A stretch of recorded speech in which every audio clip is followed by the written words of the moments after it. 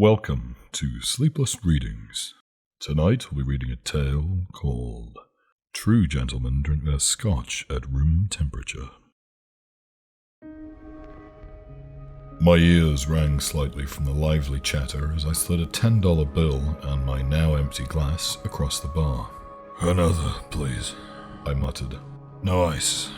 Thanks, pal. Keep the change.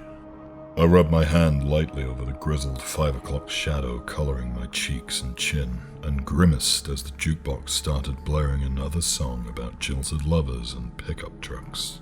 Gulping down the last of the amber liquid, my joints creaked into movement and I staggered my way to the door, stepping into the cool night air. You always hated the way Scotch tasted on my tongue, like regret in noir movies.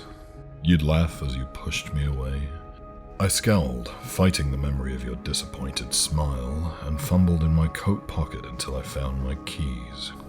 I knew I was in no condition to drive, but it was only 4 miles to my apartment. And at this point, what did I have left to lose?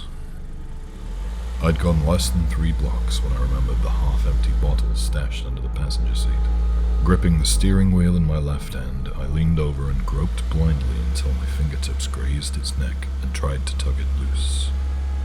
In what must have been only a split second but felt like a cliché movie scene slow-motion haze, the bottle that would destroy my life came free with a hard yank. Something heavy and alarmingly soft slammed into the hood of my car before sliding under my tires with a muffled thump. My head pounded into the steering wheel, and glass rained down on my wilting form like a meteor shower, before the entirety of the cosmos was snuffed out. I woke up to someone gingerly shaking my shoulder. Mister! Hey, mister! You okay? Lifting my throbbing head, I wiped some blood away from my eye and examined the source of the voice.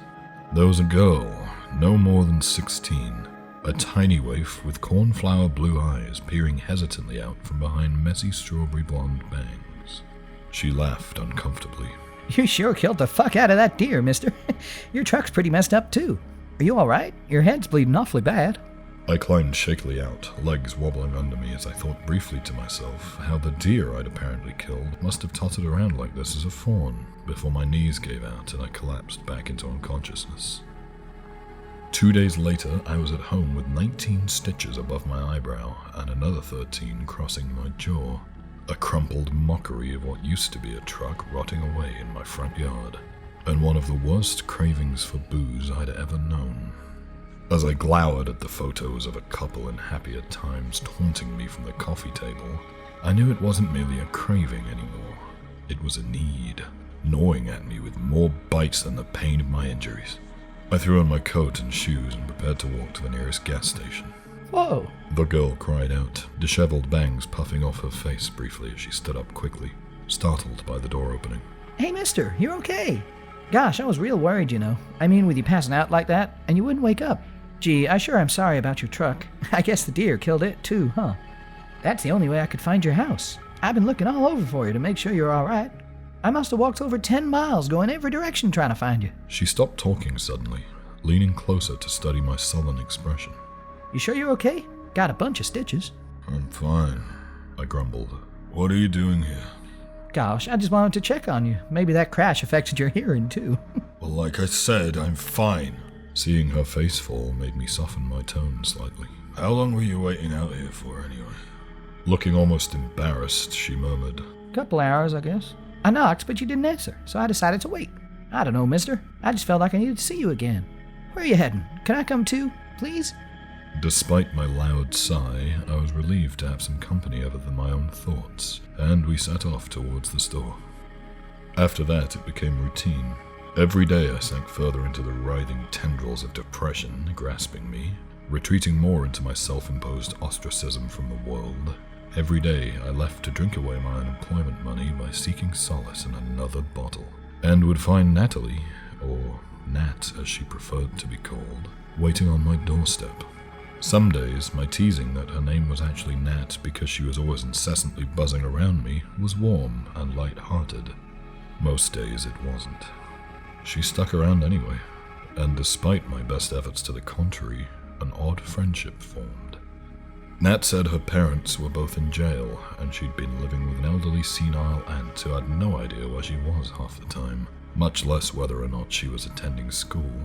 I tried encouraging her to go initially, then resorted to screaming at her to leave me alone and go fucking do something useful with her time instead, make something of herself so she wouldn't be like me or her parents, but she refused. Instead, she brought over books, maps, and puzzles. She'd sit on my dull, splintering wood floor and gaze up at me from under those damned bangs, eyes glittering as she eagerly recited the newest thing she'd learned. It was the only time her words didn't make her sound like a country bumpkin, to be frank. Did you know that the biggest earthquake ever, the 1960 Valdivia, Chile earthquake, registered as a 9.5 and was felt all the way in both Japan and New Zealand?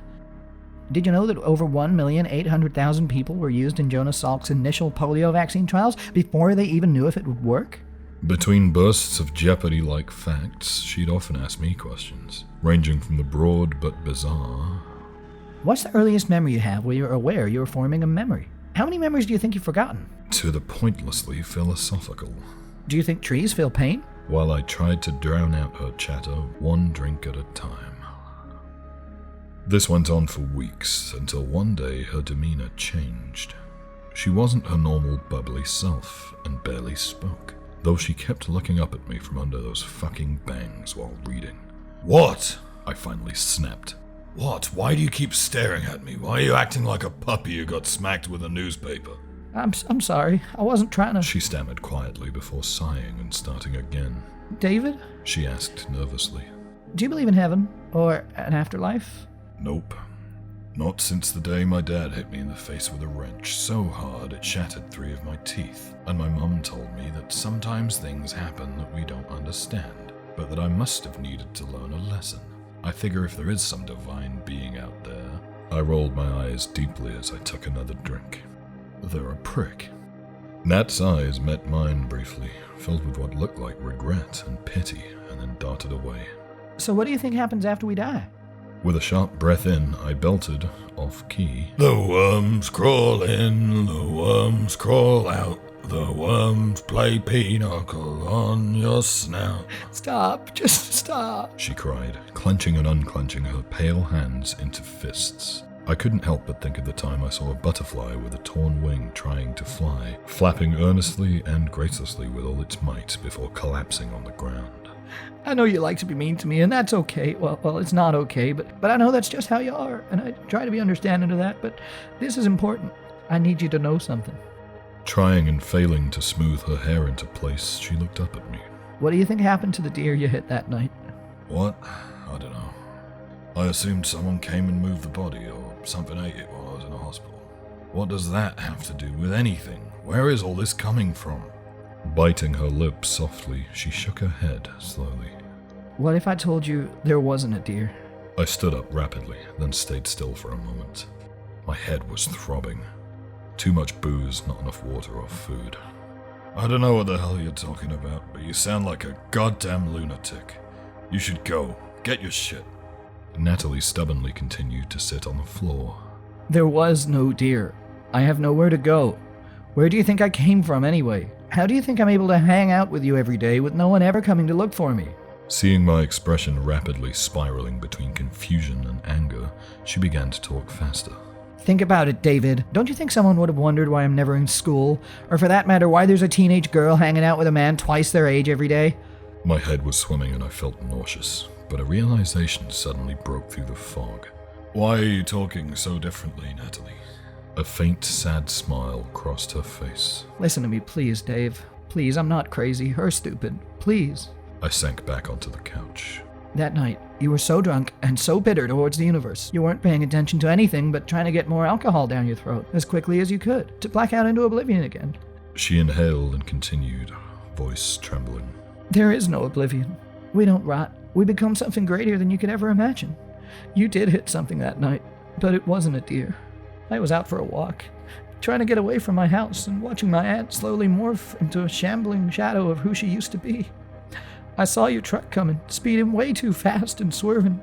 I tried to get out of the way, but I couldn't. Tears welled up in her eyes. I couldn't.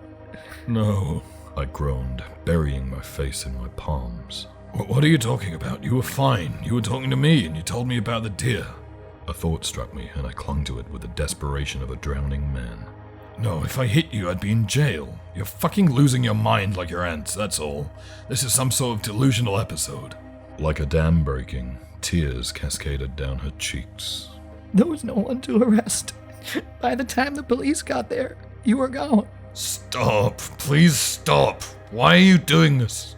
I was there. You told me what happened, and then I passed out and I woke up in the hospital.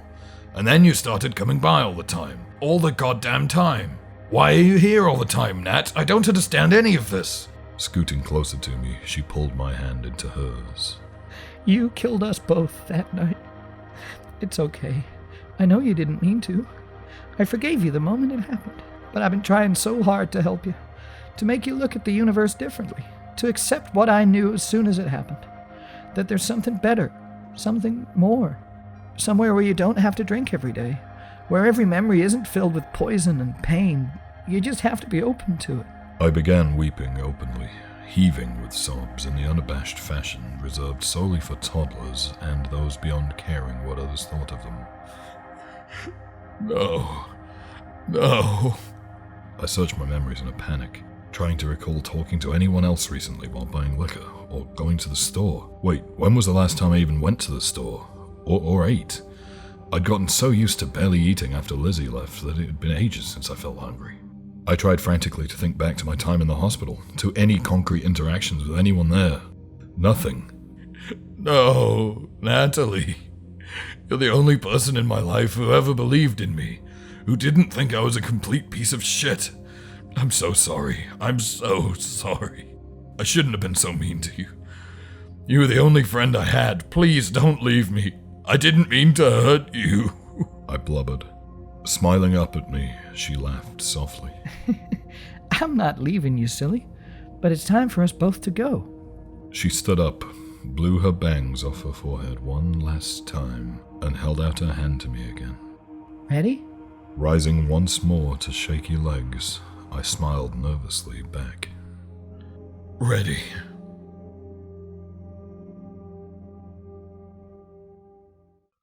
Thank you for listening. That was True Gentlemen Drink Their Scotch at Room Temperature. Please consider subscribing for more. And as always, stay sleepless.